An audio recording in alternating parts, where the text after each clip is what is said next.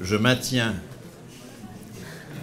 qu'il est absolument fondamental de se battre contre toute définition de quelqu'un comme exclu et comme pauvre.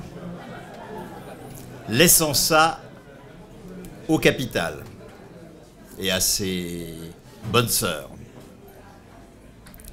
Personne ne peut être défini comme exclu et comme pauvre.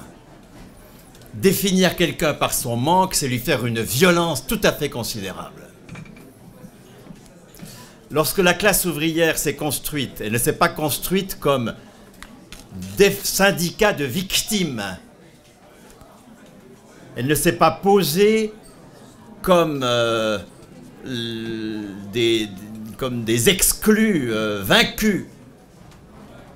Elle s'est posée comme la seule productrice de valeur et exigeant à ce titre une reconnaissance comme producteur de valeur. On discutera ensuite la question travail, pas travail. Hein. Mais sur ce point-là, je suis d'une fermeté totale. Parce que je constate justement que dans les années 70, et c'est là qu'on a un début de l'impuissance syndicale. Dans les années 70, on voit arriver le vocabulaire de la pauvreté dans des textes qui n'en parlaient jamais.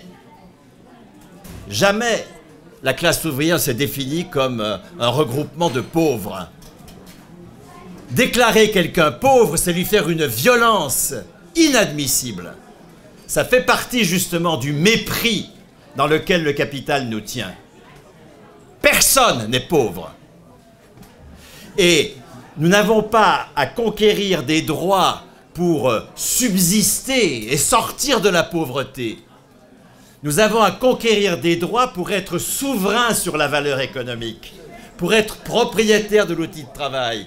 C'est en permanence ce point-là qu'il faut mettre au centre du dispositif.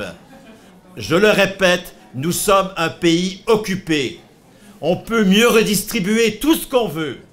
Tant que nous ne décidons pas de l'outil de travail, et de l'outil de travail dans sa totalité, parce qu'on peut évidemment faire des jardins bio dans un océan d'agrobusiness.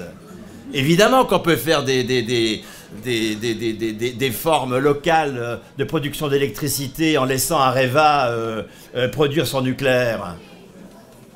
Sauf que c'est pas sérieux. Nous sommes confrontés à un adversaire tel que nous devons avoir un projet révolutionnaire. Et un projet révolutionnaire, ça ne peut jamais passer, alors ça je te le dis avec une grande fermeté, ça ne peut jamais passer par le soutien aux pauvres. Ça c'est de la merde. Moi je ne soutiens pas les pauvres. Je ne désigne personne comme pauvre. C'est faire une violence infinie aux personnes que de les définir par leur manque. Je ne suis pas solidaire de toi parce que j'ai et que t'as pas. Ça c'est de la saloperie. Je suis solidaire de toi parce que nous avons ensemble à construire une alternative au capital. Et c'est pas une partie de plaisir.